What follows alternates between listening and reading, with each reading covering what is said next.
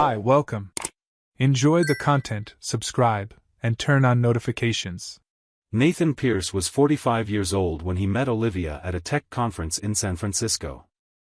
He was an architect and owned a sustainable design firm in Denver that had been quietly thriving for over a decade. She was a sales manager for a software company, always smiling, full of contagious energy. The connection was instant. Olivia seemed fascinated by everything Nathan said, his eco-friendly home designs, his trips along the Pacific coast, even his weekend stories about restoring old furniture. She laughed at his jokes, touched his arm during conversations, and by the end of the night, they'd exchanged numbers with the promise to see each other again. Dating was a whirlwind. Olivia lived in Boulder, just 40 minutes from Denver, and in the first few months, they saw each other 3 or 4 times a week. She met his friends, he met hers. Nathan felt young again, as if he'd finally found someone who truly understood him after years focused only on work. Olivia spoke about the future with a certainty he'd never experienced before: marriage, a bigger house, maybe even kids if it wasn't too late. 6 months after their first meeting, Nathan proposed to Olivia during a weekend getaway in Aspen.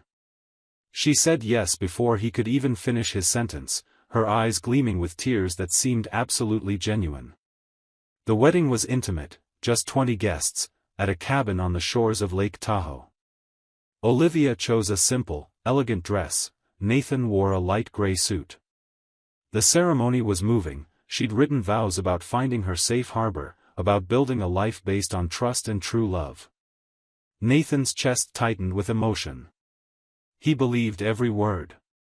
The first few months of marriage were exactly as Nathan had imagined. They moved into a larger house in Cherry Creek, a quiet Denver neighborhood with century-old trees and wide streets. Olivia brought her things, they blended their furniture, and created a space that was truly theirs. She cooked on weekends, he tended to the garden. There was a comfortable routine, a sense of partnership Nathan had never known before. He felt complete.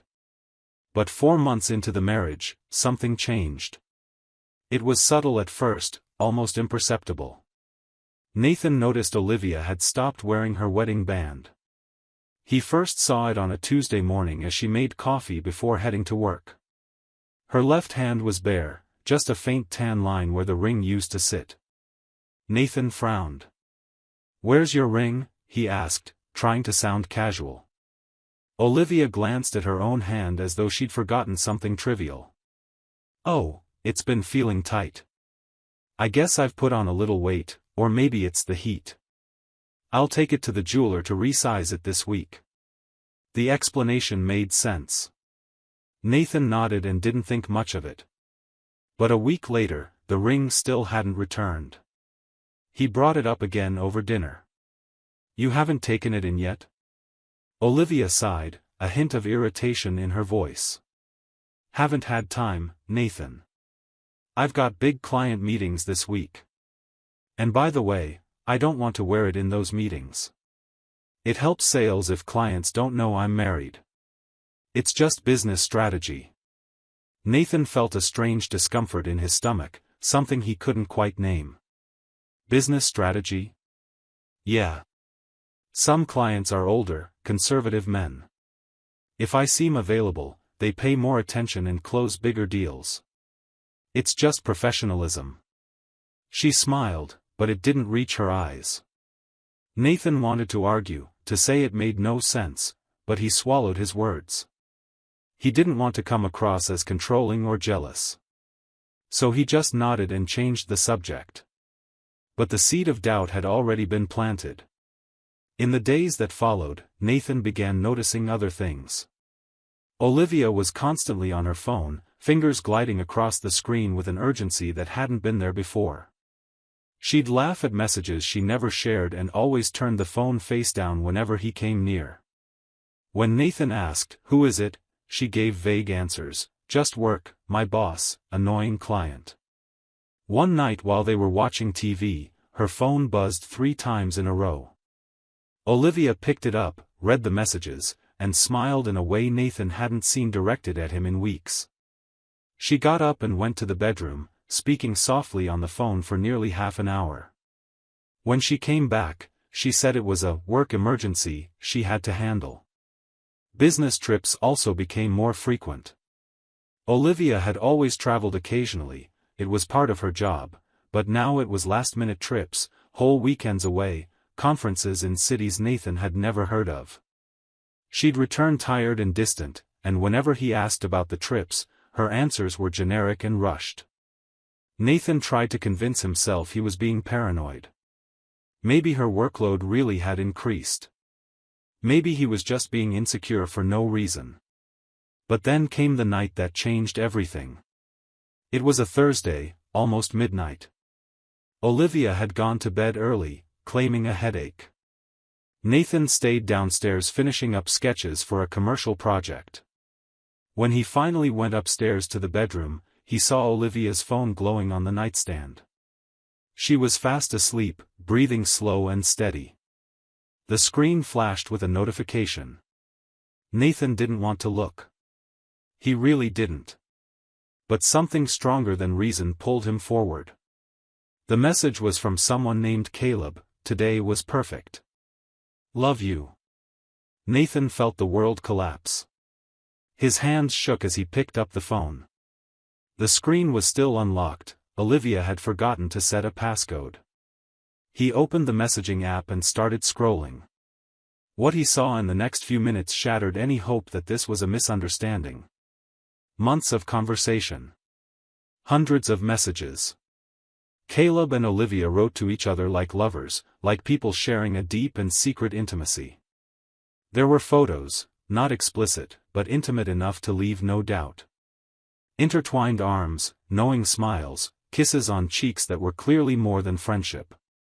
The messages were romantic, filled with "miss you, can't wait to see you, you mean everything to me."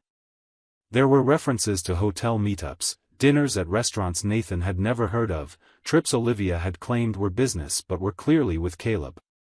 And then Nathan found something even worse. A conversation from 8 months earlier, 2 months before he and Olivia got married. Caleb had asked, "Are you sure about this wedding?" And Olivia replied, "It's not what I want, but I need to secure financial stability first. Once we're settled, I'll handle it and we'll be together for real." Nathan reread the message 3 times, unable to fully process what he was seeing. Olivia had married him knowing she was cheating. Worse, she'd married him as part of a plan. She wanted access to his assets, to his financial security, before moving on to the man she truly loved. Nathan was just a means to an end. Anger hit him like a wave. He wanted to wake Olivia right then, scream, demand answers.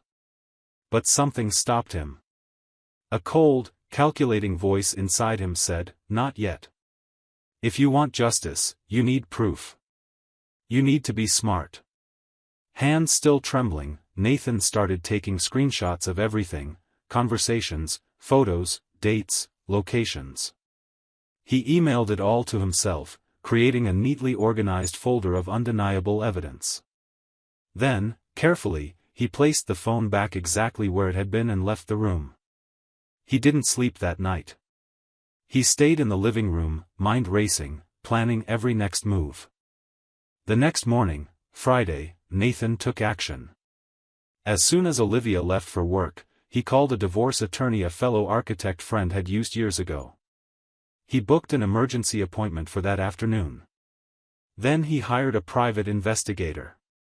He needed to know the full extent of the affair, where Caleb and Olivia met, how often, whether there was anyone else involved. The investigator, a man in his 50s with tired eyes and a raspy voice, took the case and promised results within 48 hours. Nathan had another idea too. He and Olivia shared an iPad that she occasionally used for work when her laptop wasn't handy. Nathan knew the password, she'd never made it secret before. He installed a discreet monitoring app that would give him remote access to emails and messages on the device. It was invasive, maybe even illegal in some contexts, but Nathan was past caring.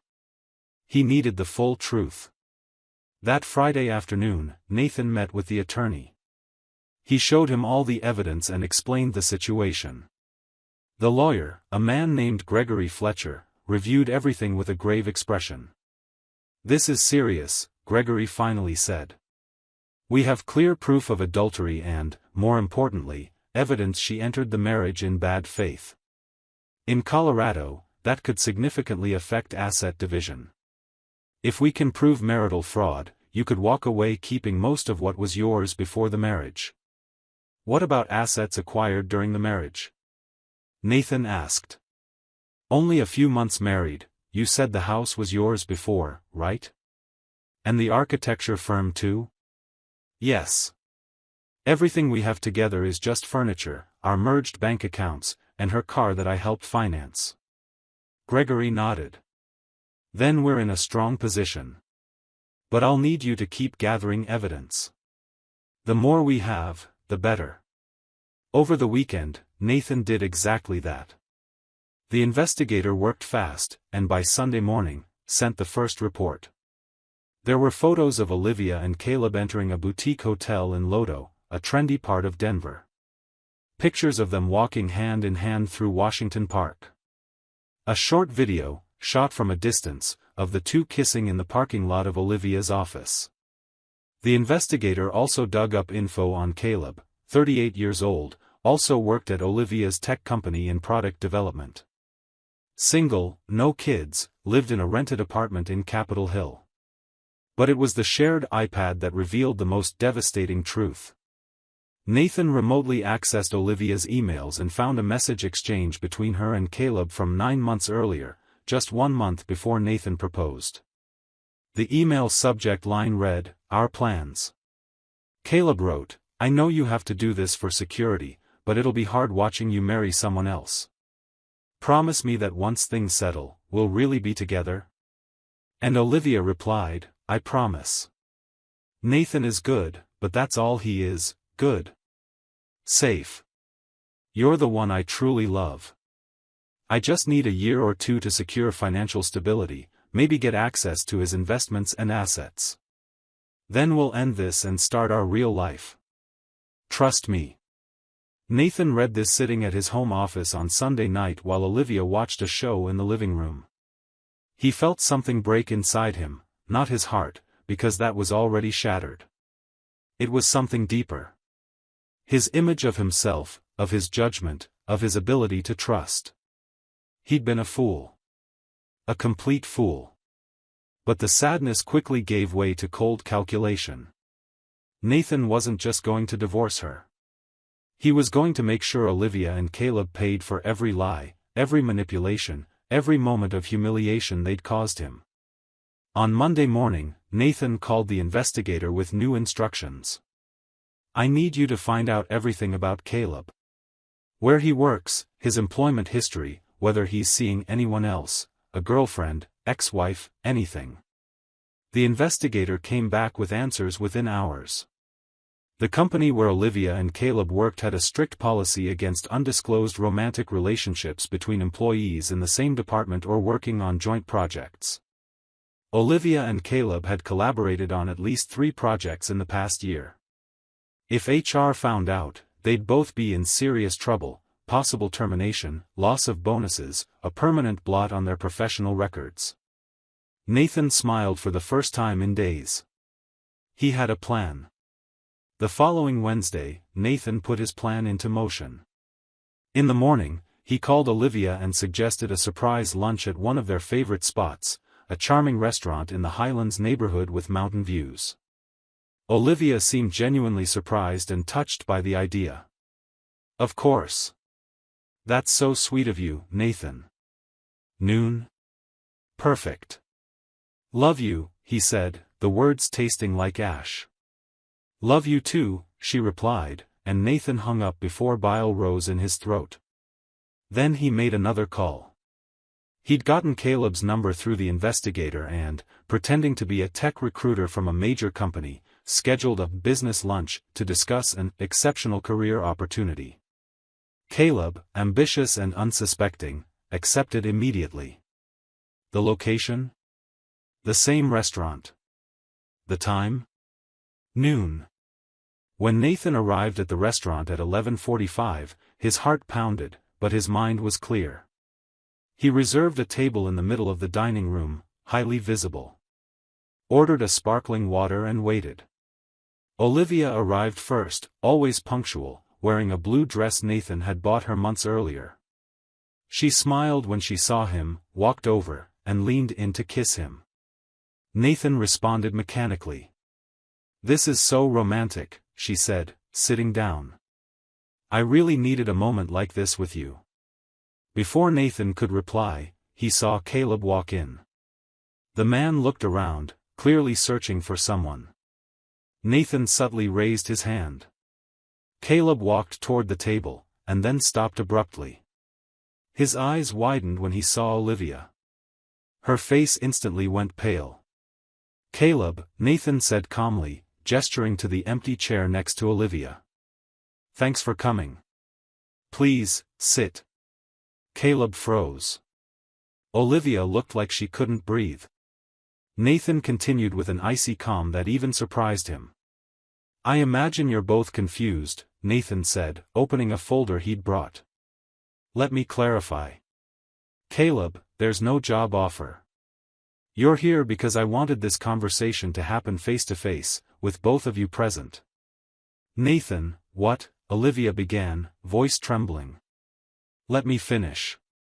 He placed a stack of papers on the table. Printed photos from the detective, Olivia and Caleb at the hotel, in the park, kissing. Screenshots of their messages, including the ones about the marriage being a stepping stone. Copies of emails exchanged months before the wedding. And on top, the already filed divorce papers. The silence at the table was deafening. Olivia stared at the documents as if they were venomous snakes. Caleb took a step back, his face turning red. "Nathan, I can explain," Olivia tried again. "No need," Nathan cut her off. "It's all here.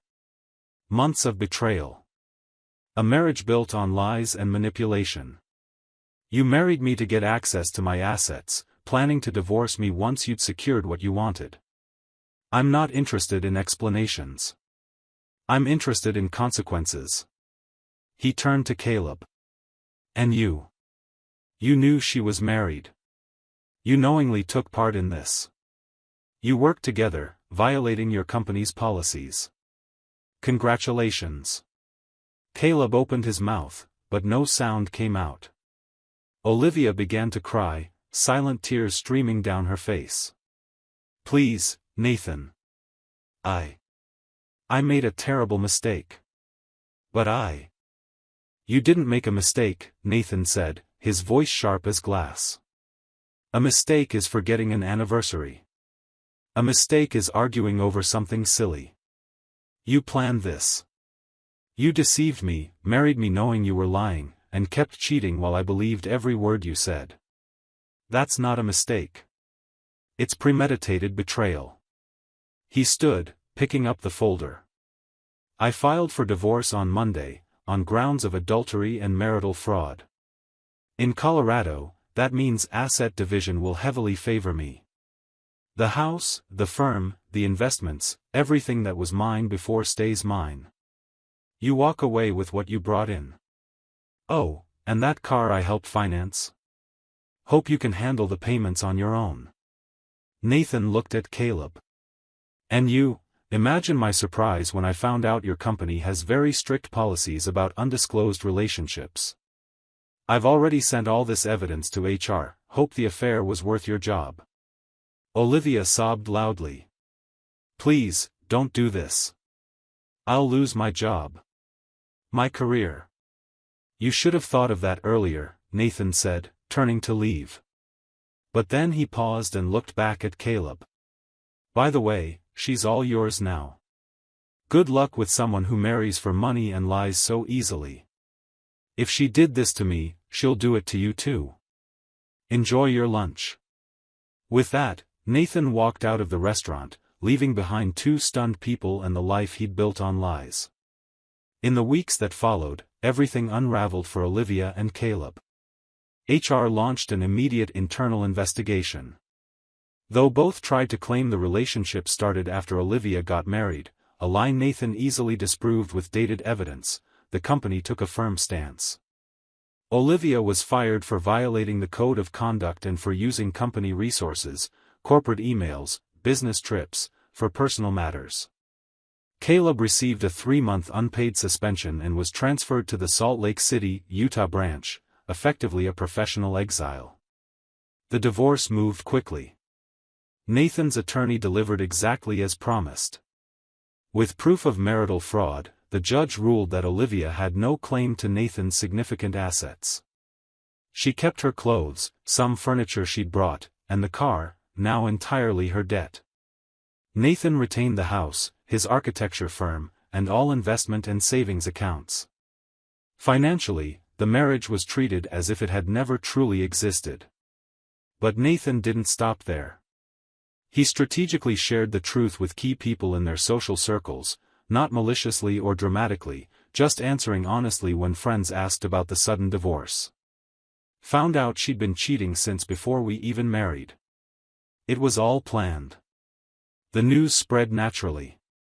Olivia, who'd always prided herself on her image as a successful, trustworthy woman, watched her social reputation crumble. Mutual friends sided with Nathan. Invitations to events stopped coming her way. The relationship between Olivia and Caleb, the great love that was supposed to justify everything, didn't survive reality.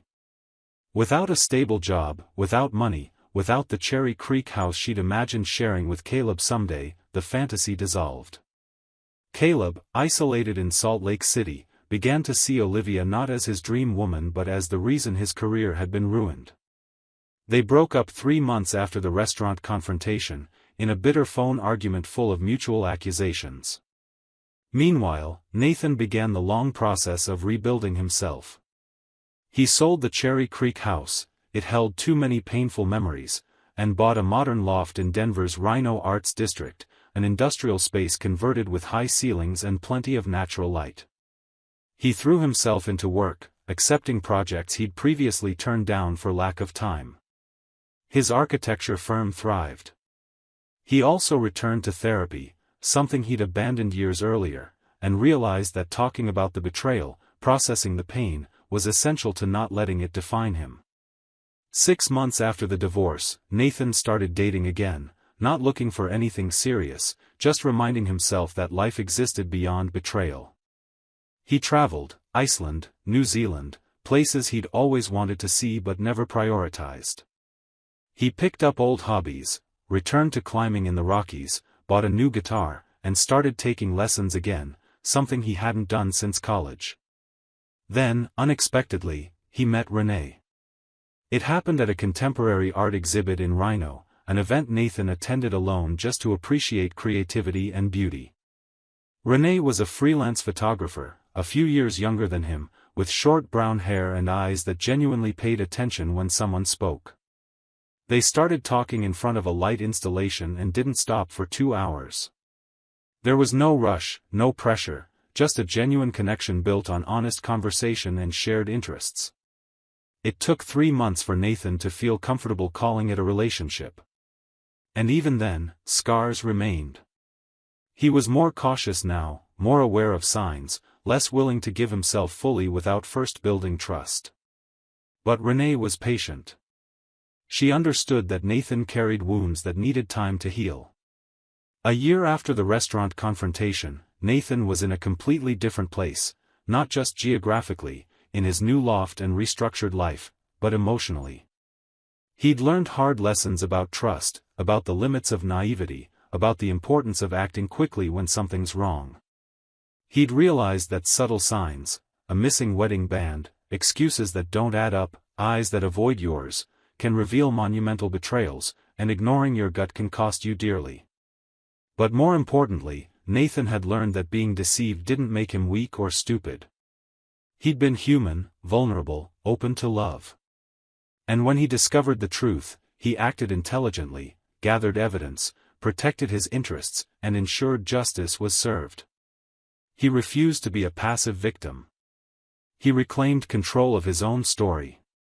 One autumn afternoon, Nathan was in his loft with Renee, the two working side by side, he on new architectural projects, she editing photos from a series on urban landscapes.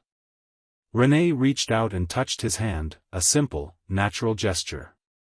Nathan looked at her hand and saw something he hadn't seen in a long time, a simple silver ring she wore on her index finger, not a wedding band, but a piece of jewelry that had belonged to her grandmother, something she wore every day with pride. "You always wear that," Nathan remarked. Renee smiled. "Of course. It was my grandmother's. She used to say symbols matter. That when you wear something representing commitment, to a person, to memories, to values, you don't take it off just because it's uncomfortable or because you want to hide it. You wear it because it means something."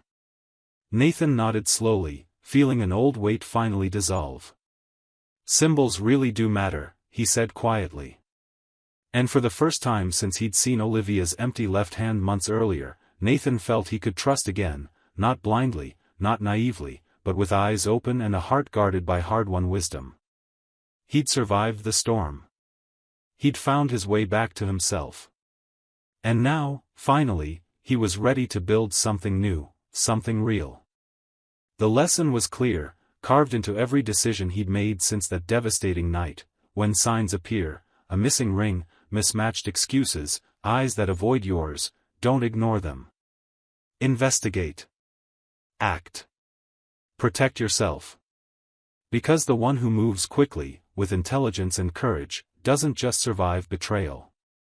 They transform it into freedom, into a fresh start, into a second chance at an authentic and fulfilling life. And Nathan Pierce, standing in his loft bathed in late afternoon light, with a woman who wore her jewelry proudly beside him, finally understood that he'd done exactly that. He'd turned the worst betrayal of his life into his greatest opportunity for rebuilding. And that, in the end, was the best revenge of all. Thank you for watching the video. If you enjoyed it, don't forget to subscribe to the channel and turn on notifications so you won't miss any updates. See you next time.